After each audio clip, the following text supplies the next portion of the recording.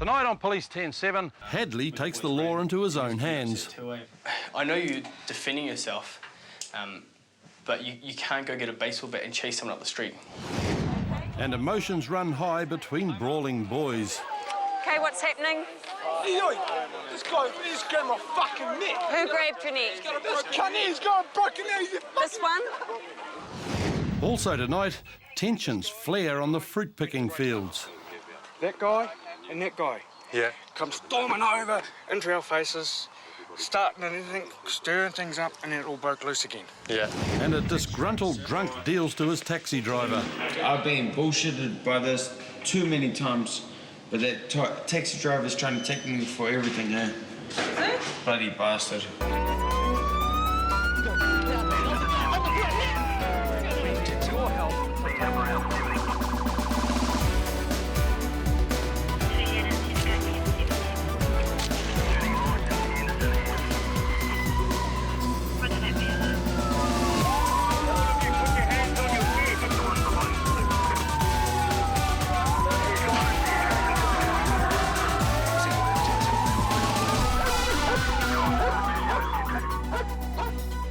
He said, "I'm gonna kick your ass, nigga." Pulled off his shit, started running at us. Got up the driveway. I'll kill you. I'll kill you. Gapped it up to his house just to be safe. At least then we'll stand our ground there and protect ourselves. But he just stayed at the driveway and just started screaming that he's gonna kill us and shit. As soon as Barry and Martin made it back to their house, they called police, and Constables Chris Mann and Joshua Jones were dispatched to the scene. 2 young people said that they were being chased by somebody with a bat.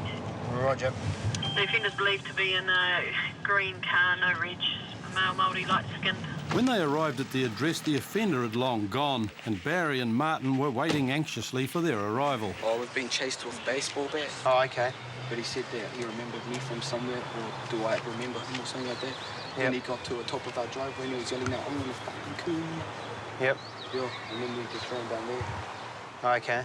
So has he actually assaulted you as all, or has he just been chasing you? But he would have if he got us. Okay. Okay, so do you know the guy? I've never seen him in my life. I think it was from the last time when we ran up Moya Road getting chased with swords and bats. And what came of that? What was that? Nah, he must have just thought I was someone else again. Okay. After a lengthy interview with Martin and Barry, police head off to track the offender. By the sounds of it, they've just simply been walking up the road. There's been a guy sitting in his vehicle in a driveway. He's eyed the boys up, the boys have eyed him up. He's obviously taken exception to something. The guy seems to think he recognises one of the lads from something else, and he's chased them up the road with his baseball bat, threatening to do serious damage to them. So we're just going to basically make some inquiries now as to the sort of area where the guy came from. There's a guy parked in a green Toyota here. Yeah. Earlier on. Yeah. Does he live here, do you know, or? Yeah. Guy with a beard? Yeah. Yeah. Beard. Well, All right. Young fella? Got it, yeah. Yeah.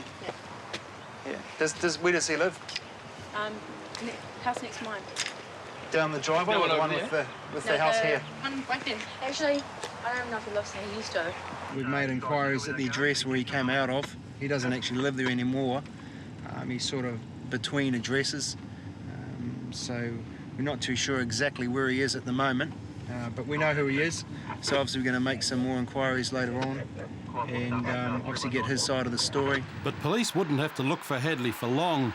Later that evening, Joshua Jones received a phone call he didn't expect. The alleged offender gave me a call last night.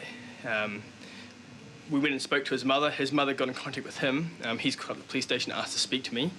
And Hadley's story starts a few weeks earlier, when Martin and a group of boys attacked him outside Countdown. There was a group of 9 people. They're sitting on the seat. They say to me, they're going to me, "What the fuck are you looking at, bitch?" I said, "Oh, nothing." So I walk off, and they go, "Yeah, you keep walking, bitch. You keep walking, bitch," and all this. And turn around. There's people running at me with hammers. I can see somebody else standing there, pulling like something out of his jacket. The other dude takes his jacket off. It was just in a split second, people running at me with bats and poles and hammers and fruit. So you just got in your car and took off? Yeah. So you recognise them when you're pulling out of your driveway? Yep. Pulling out. Pulling out. Yep. And you pulled out and you noticed these 2 boys from the incident before, yeah? Oh, yeah, one of them, yeah. I looked towards them, realised that they're coming back towards me. Yep. And they say to me, what the fuck are you looking at? And they're about 15 metres away. Yeah.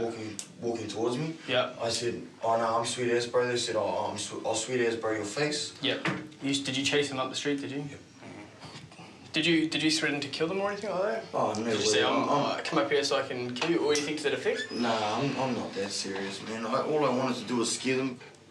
Okay, you've committed an offence by going down and getting a baseball bat and chasing them with it, okay? Because I know you're defending yourself, but you can't go get a baseball bat and chase someone up the street, okay? Because it's wrong.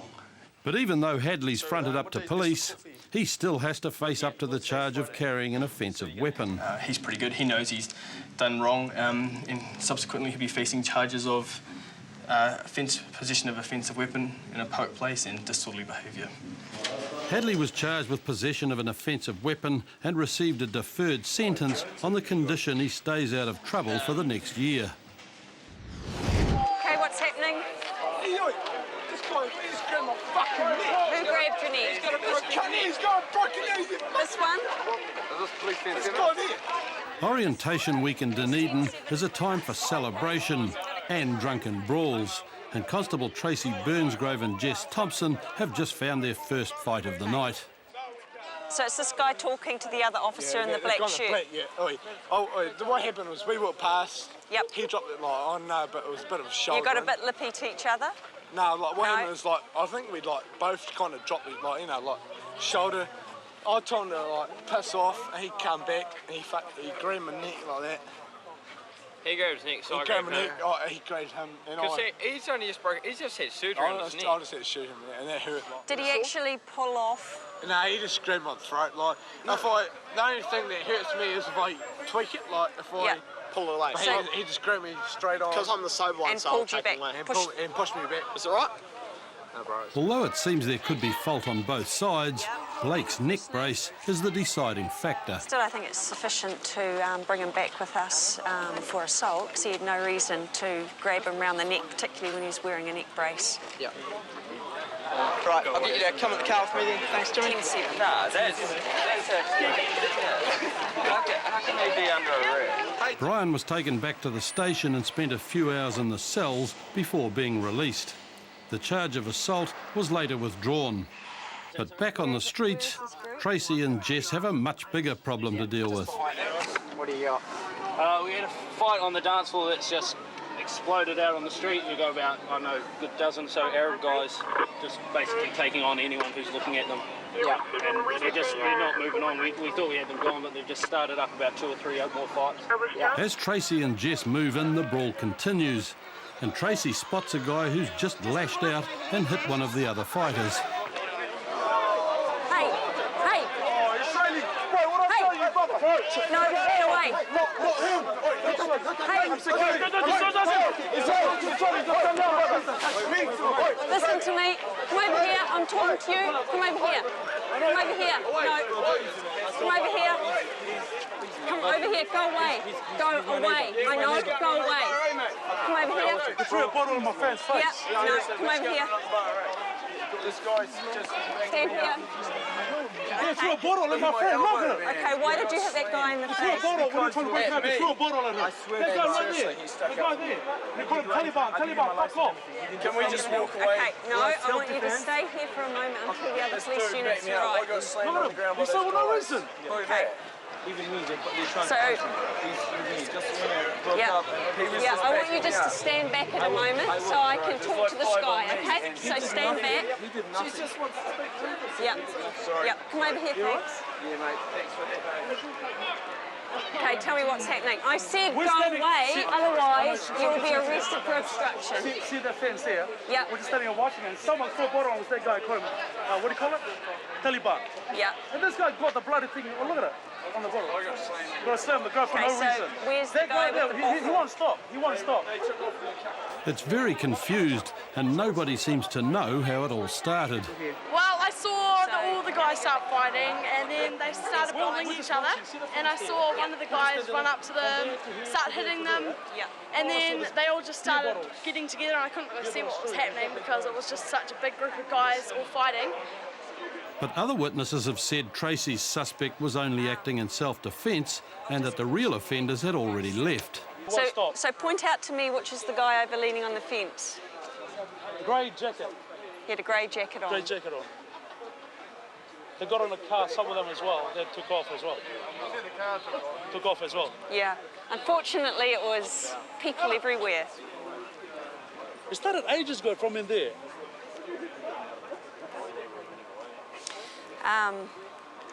I'll just caution you that you're not obliged to say anything, but anything you do say may be given in evidence. I don't think this is going to go any further because the guys are gone, but if we catch up with them later... I know the license number. You got the licence? Yeah, it's black, sports car. But Pete can't remember the licence plate number, and there's little the police can do without some sort of identification. You should be going home, but there's a couple of coffee or something, so right. No 14. Okay, guys.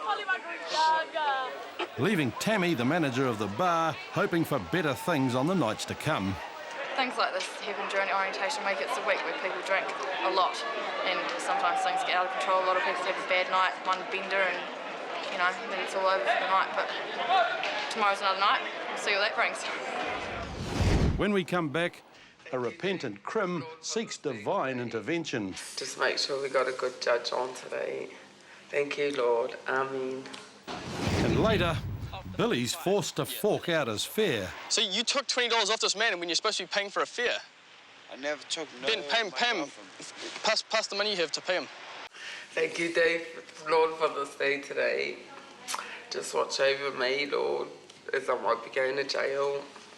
Just make sure we got a good judge on today. Thank you, Lord. Amen.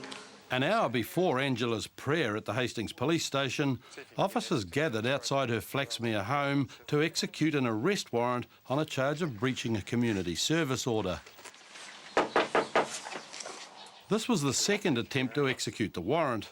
The first time the only people home had been Angela's 5- and 6-year-old children, who'd ended up in SIP's care for the day. G'day. Is here? No, she's down at Columbus. Columbus. But her partner's claim that Angela isn't home isn't true. We were going to search your house anyway, so it wouldn't have mattered what you said. Nice try, though. Hey. Right. Got a warrant here? Yeah.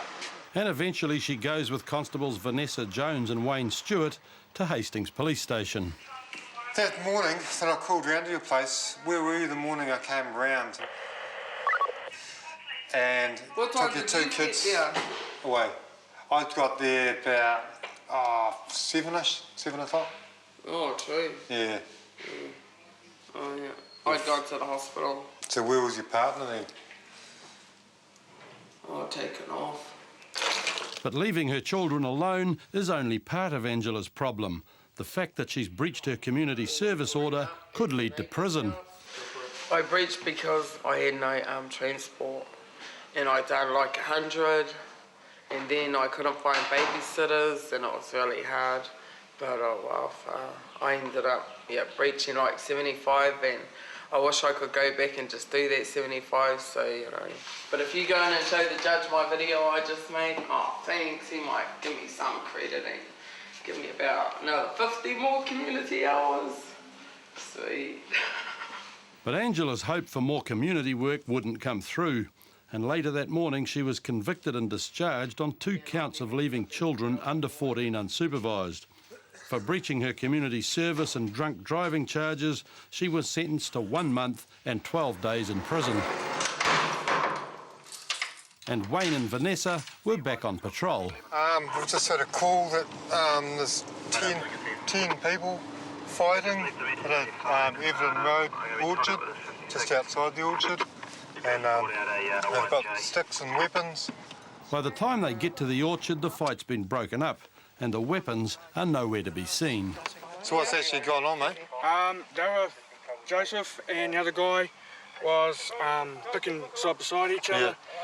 The other guy said Joseph was pinching his fruit and it was in the middle, so Joseph said, no, I'm not. And there was a few words exchanged. Next thing, the other guy punched Joseph.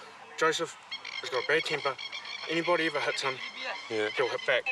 This guy and I went to break it up. That guy and that guy come storming over into our faces. starting anything, stirring things up, and then it all broke loose again. Yeah. Although there's been punches thrown all round, the officers separate the two groups to try to find out who actually started the fight. So it's just over the fruit, really? Yeah, but I didn't even talk to him badly. I said, bro, why, if you pick in that road and I pick in this road, he's supposed to pick his own road. He come over to my road. Yeah. So he hit you first? He's hit me first. So you didn't hit him? I didn't hit him, he hit me first. That's pretty stupid, isn't it? It's pretty stupid. Yeah. But they started. At the other end of the orchard, Joe, the Somalian worker's opponent, is claiming he was in the right. You know, there's a rule in the orchards, man, if it's on top of the wire, it's anybody's whoever gets there first. And I was picking on top of the wire, man, and the young guy, the Somali guy, started going off at me, and my mate came over to check what was going on, and he started pushing him around, so I walked over to the row and he hit me, and so it just all started from there. With everybody claiming to be a victim, the only answer is warnings all round. We're just going to let it go, OK? But if there's any more fighting, we will be back and we'll be locking someone up for it, all right? Yeah. And just keep away from each other. Yeah, fair enough, OK? But police won't have to be called back. It turns out Joseph's already wanted for breaching a community work order. Still fighting over apples, K1 10-3, but returning with a K9 for a 2W. Back at Hastings Police Station, Joseph starts rehearsing the stories he'll be telling later in the pub and proudly shows off the scars of battle. Hitting him square in the jawbone, man. Made my knuckles swell up and stuff. It's pretty out of it. Got the shakes a bit. Big chunk, you see. Big chunk right under there, yeah, man. The fight, it seems, had been the result of a long-term dispute between Joseph's group and the Somalian pickers. Like my older brother, he's been QCing for the last few days out there, and one of them, the same guy that I had a fight with, dropped his bucket in the middle of a row and tried stepping him out and trying to scrap him out, and it's all just started from there. I mean, last Thursday we went out to get our pay, and my brother had him by his throat off the ground in the middle of our boss's office, man, and it was just out of it. It's all started from there, and today's been the last straw, and everyone just decided to beat the shit out of everyone. It was choice. But while the fight might have been choice, Joseph's going to start paying the price immediately. Because you've got over 100 demerits in 2 years, it means you're disqualified for 3 months, okay? So if you get caught driving, you get locked up. Yep. So make sure you don't drive, okay? Yep, bit of bad luck there. I ended up with a couple of warrants and I happened to be in the wrong place at the wrong time, eh? I have to go to court today, but hopefully I'm back to work today or tomorrow. I just want to go back to work, man. I need to earn some money, eh? But Joseph wasn't going back to work. He appeared in court on charges of dangerous driving, breaching a community service order and failing to appear in court. He was sentenced to 6 weeks in prison. Yeah, copy going. West Auckland constables Josh Jones and Natalie Heem are on their way to sort out a dispute where a taxi driver's claiming his drunk passenger has refused to pay his fare and stolen from him. And as the officers approach the scene, another complaint comes in from the house where the taxi drama's unfolding. The male at that address, a male called Cajun, as the offender from there. The drunk guy's now wandering through a nearby house, and the residents don't know who he is, and they want him to leave. 10-7 now comes. Hello. What's happening here, sir? You the taxi driver? Yeah, I'm a taxi driver. How's it going? At the scene, police find Frank, the taxi driver, watching over Ben, and it's obvious that his night on the town is already little more than a hazy memory. You had a bit to drink tonight? Did you not pay for your taxi drive? I paid everything. You paid everything? All the money? And although Ben says he's paid his fare, Josh's first job is to get him off the property he's not meant to be on. Do you guys know him? No. No? All right. You're under arrest for unlawfully on property, okay? Because you got no reason to be here. So you're under arrest. I was out there. That's right, mate. They said to come here. Yep. Just jump up. We'll go out there, okay? I'm just gonna have a chat to you. Come on. Just gonna tell you, because you're under arrest for unlawfully on property, okay? You've got some rights. You have the right to refrain from making a statement. With Ben's night going from bad to worse, Frank, the driver's, revealed that it all started over a $5.70 fare and the theft of the change.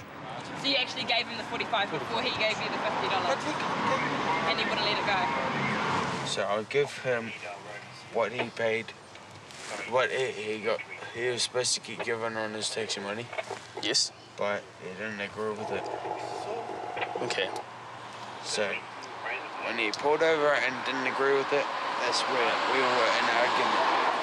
He's gone to pay the fare, which was $5.70, and all he had was a $50 note. Yep. He's given him he hasn't let go of the $50 note. Yep. And he's got in his change $45 and he's gone to give it to him. Yep. But when he went to get the 50 off him, he wouldn't let it go. Yep.